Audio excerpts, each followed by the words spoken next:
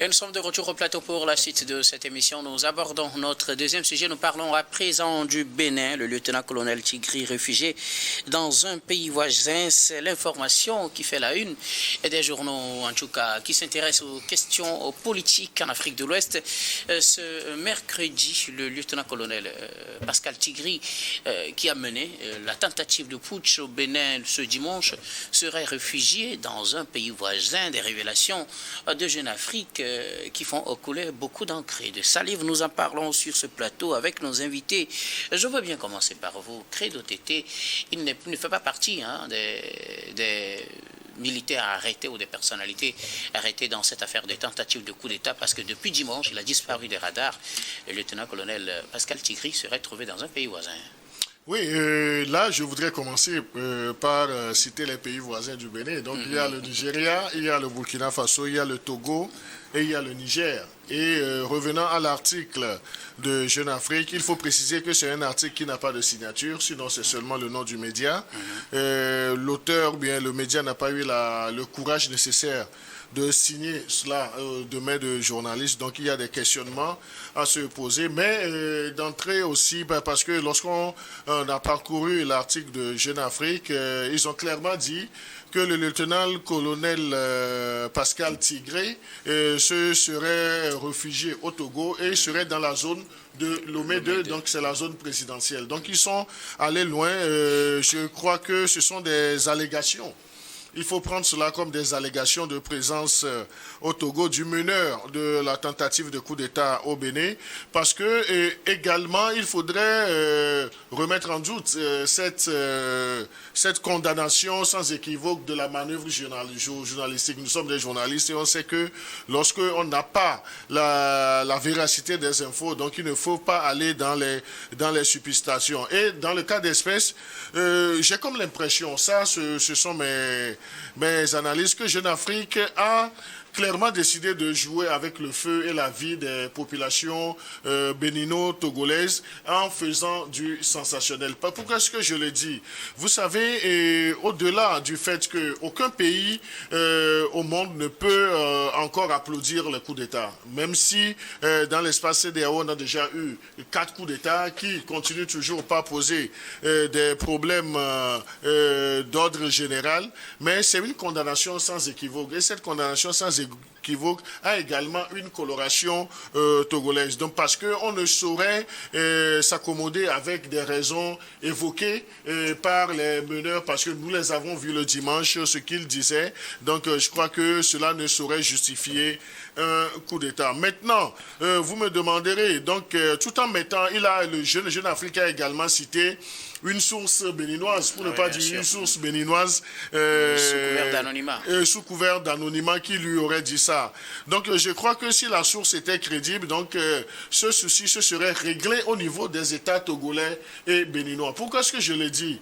Il nous en souvient, je crois que tu as également bonne mémoire, il nous en souvient que depuis, surtout dans la crise au nord du Bénin, avec les attaques terroristes, le Togo, Faure Gnassingbé, a adhéré à des sollicitations du Bénin. Et les sollicitations ont été en fourniture d'équipements militaires et également en soldats. Pourquoi est-ce qu'aujourd'hui le Togo va vouloir héberger quelqu'un qui a tenté de faire un coup d'État, du moment où au niveau du Togo même, la logique même du coup d'État ne prospère plus? Donc voilà les quelques doutes que je voudrais. Et également, lorsque... Mais Credo Tété, oui, il y a eu des auteurs de coup d'État, qui ont été renversés et je veux parler du lieutenant-colonel Paul Damiba. Non, Paul Damiba, justement. Je voulais dire que là, il y a eu une communication officielle là-dessus. Non, et c'était Paul Damiba, les situations ne sont pas identiques. Oui, effectivement. Parce que Paul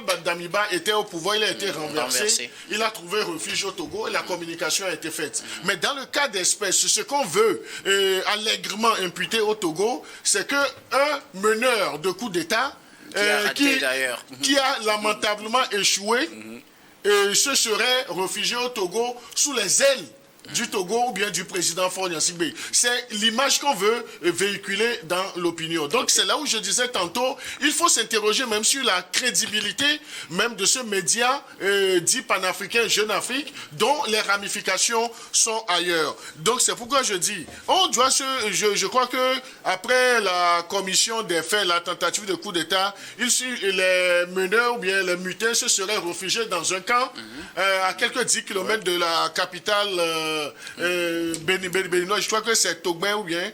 Oui. Donc, où il y a eu des frappes après. Où il y a eu des frappes avec le soutien de l'armée nigériane. Mais on n'en a pas dénombré le nombre de morts. Est-ce que le lieutenant-colonel Pascal, je touche du bois, est-ce que le lieutenant-colonel Pascal Tigré n'a pas été éliminé dans ces attaques-là? Ou bien est-ce qu'il n'y a pas un manquement en termes de communication du côté de la source béninoise? Ce sont des interrogations qui valent aujourd'hui leur pesant d'or. Une dernière question, Credo, avant de vous reprendre la parole. On dit que c'est une source gouvernementale béninoise qui a donné l'information, mais on sait que quand cette affaire a éclaté, quelques heures plus tard, le ministre de l'Intérieur a pris la parole. Il y a le président Patrice Talon qui s'est prononcé. On sait qu'il y a une communication officielle sur cette affaire de coup d'État. Les chiffres tels qu'ils ont évolué ont été communiqués officiellement. Pourquoi ne communique-t-on pas directement, par exemple, sur les informations qu'on a sur le lieutenant-colonel Tigri, peut-être s'il est au Togo, le dire officiellement, qu'on mette un nom peut-être sur la personne qui a dit cela, je crois que tu me qu'on ait rejoins. une communication officielle. J'aurais souhaité, parce que dès la commission de cette tentative de coup d'État, on a vu le ministre de l'Intérieur béninois qui est parti sur les antennes, qui a fait une communication pour dire que la situation est sous contrôle. Donc ça a été la première communication. La seconde communication était venue du président de la République béninoise, Patrice Talon, qui a également déploré en des termes assez clairs cette tentative de coup d'État qui l'aurait évincé du pouvoir. N'eût été ce secours divin, je crois qu'il aurait aujourd'hui perdu le pouvoir. Mais lui aussi, tout en faisant la communication autour des dégâts collatéraux, n'a pas eu le courage. Peut-être on peut lui accorder le bénéfice du doute qui n'a pas encore les éléments là. Maintenant, si vous avez suivi la réaction du colonel Thévourdier de la garde républicaine sur Radio France Internationale, donc il a également, sur les questions incisives de Christophe Boisbouvier, il a feinté stratégiquement d'aller sur ce terrain en évoquant le fait que ce sont les services appropriés, c'est-à-dire les services de renseignement ou bien les enquêteurs qui vont aller dans les détails. Donc c'est là où moi, je mets un doute sur la crédibilité même de l'information qui a été véhiculée par Jeune Afrique. Il nous en souvient également que dans l'histoire journalistique de Jeune Afrique, ce sont des informations assez sensibles, craquantes et croquantes pour Jeune Afrique. On a toujours cette signature-là. Pourquoi faire un article dans le vide tout en se basant uniquement sur des insinuations?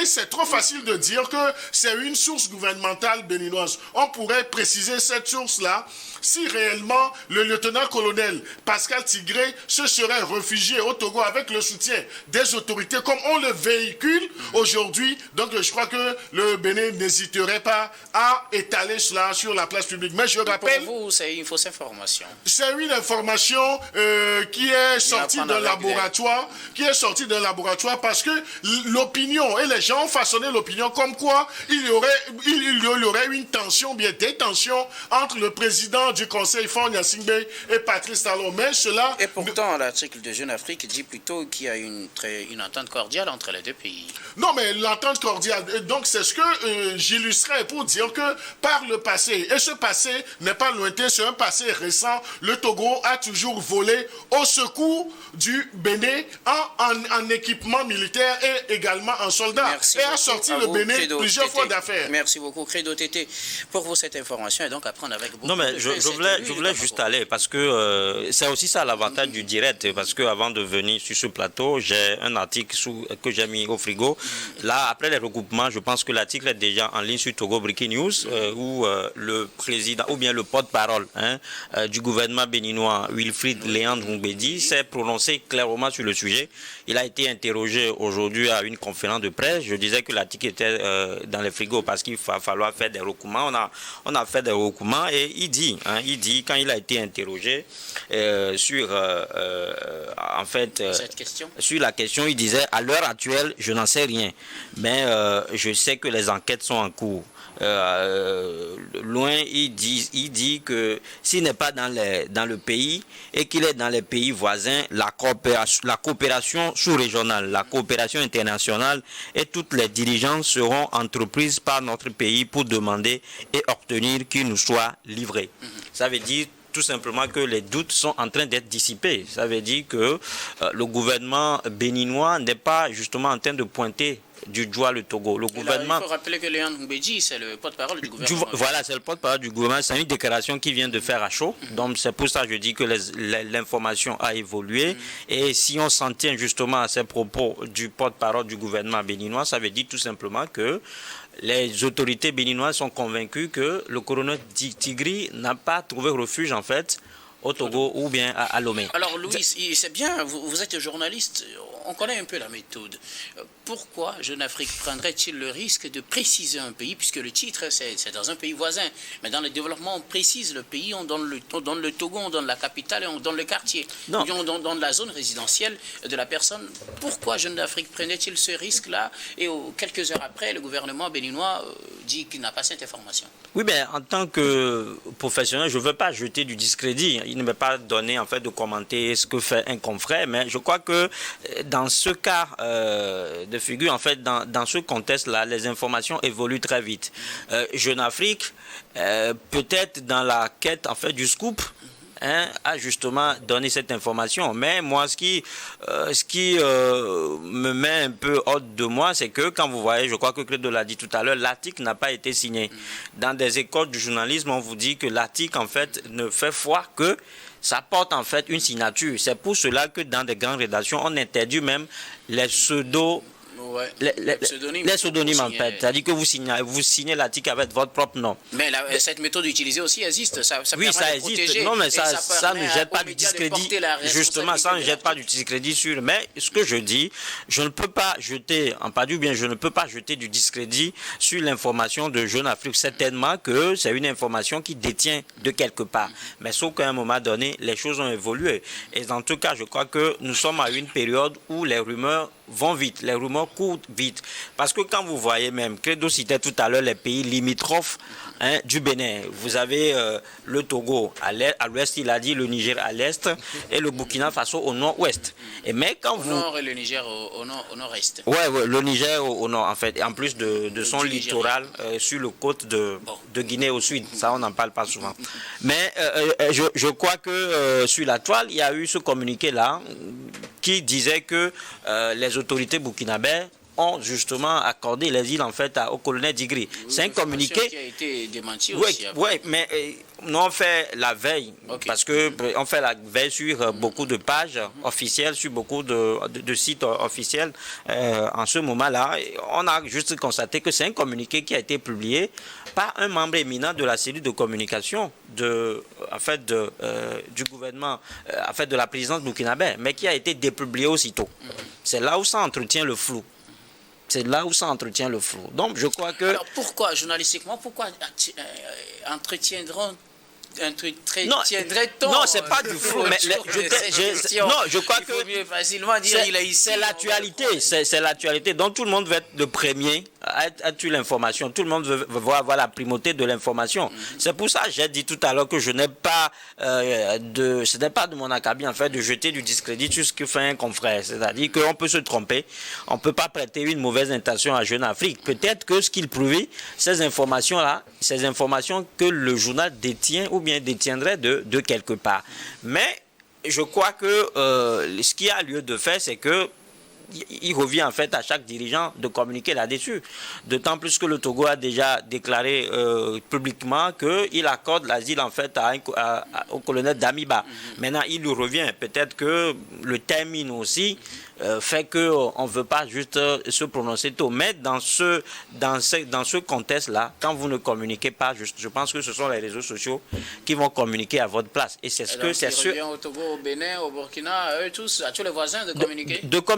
De communiquer, parce que on a vu, Embalo a été déposé, le Sénégal lui a offert justement l'asile, et puis on l'a dit publiquement, et on en a même débattu ici. Donc je crois que il y a lieu pour chaque pays de venir devant de la scène et de clarifier la situation à son niveau. Merci beaucoup à vous, Louis Kamako. Robert Kossiguen, que dire de cette situation? On annonce le lieutenant-colonel Tigri au Togo, mais les informations auraient évolué pour le moment. Il n'y a pas réellement de communication officielle ni du Togo ni du Bénin. Oui, on ne peut pas tout de suite élaborer sur ce sujet. D'autant plus qu'il n'y a pas de communication officielle de la part des autorités togolaises que nous avons hébergé Tigri et que nous lui accordons l'asile politique ou quoi que ce soit. Donc, on ne peut pas, alors, moi je n'ai pas d'éléments concrets à élaborer sur ce sujet. Mais seulement ce que je voudrais dire, c'est surtout à tous les dirigeants des États de l'Ouest Afrique. Nos États sont fragiles. Il faudrait qu'ils sachent que nos États sont fragiles. Ils sont en construction. Et donc, qu'aucun de ces États ne soutienne alors une force militaire déstabilisatrice d'un État ouest-africain. Il faudrait que eux tous conviennent qu'ils vont faire une lutte implacable contre tous ceux qui veulent déstabiliser un pays ouest-africain. Cela, il va de l'avantage de nous tous. Et je sais que le Togo n'aime pas le coup d'État. Nos autorités le disent toujours. Alors, s'il arrivait qu'un jour, Tigri, comment on l'appelle même Pascal Tigri se retrouvait au Togo, il sera remis en bonne et due forme aux autorités béninoises. Le Togo l'a fait par le passé et ce n'est pas aujourd'hui qu'un élément fauteur de troubles comme Tigri, le Togo va lui accorder l'asile. Je pense quand même que les premiers responsables de ce pays ne vont pas alors tomber dans ce piège-là. Le Togo et le Bénin sont des pays jumeaux. Quand vous passez la frontière qui sépare le Togo et le Bénin, les populations proches parlent la même langue et pratiquement la même culture. Et donc, je ne vois pas pourquoi le Togo va vouloir héberger quelqu'un qui veut déstabiliser le pouvoir démocratique du président Talon et lui accorder gîte et couvert au Togo. Je ne le pense pas. Voilà. Merci beaucoup, Robert Kossiguen. Credo veut ajouter Non, quelque chose? je voudrais juste abonder dans le même sens que Louis, parce qu'il a bien fait de parler de ce papier de Togo Breaking News, que je salue au passage, qui a clairement rapporté la position du gouvernement béninois, qui dit n'avoir sur le sujet du refuge du meneur des mutins au Togo, à Lomé, plus précisément au quartier Lomé 2. Donc, je l'ai dit tantôt, cela participe d'une manœuvre journalistique. Et cette manœuvre journalistique, ça se traduit par la non-signature des papiers, même si on sait que en matière de rédaction d'articles, il faut toujours une signature. Mais lorsqu'on est dans un but d'évoquer des sources fallacieuses qui sont présentées, et en nous disant simplement qu'une source béninoise, donc je crois que le journal Jeune Afrique a péché sur le plan professionnel. C'est vrai, nous n'avons pas la prétention de juger de la qualité de l'article, mais les informations qui sont véhiculées, qui sont contenues dans ce papier sont assez grave. Et dans le cas d'espèce, si réellement le lieutenant-colonel Pascal Tigri se serait réfugié à l'insu des autorités togolaises au Togo, donc il y a d'autres mécanismes, il y a Interpol.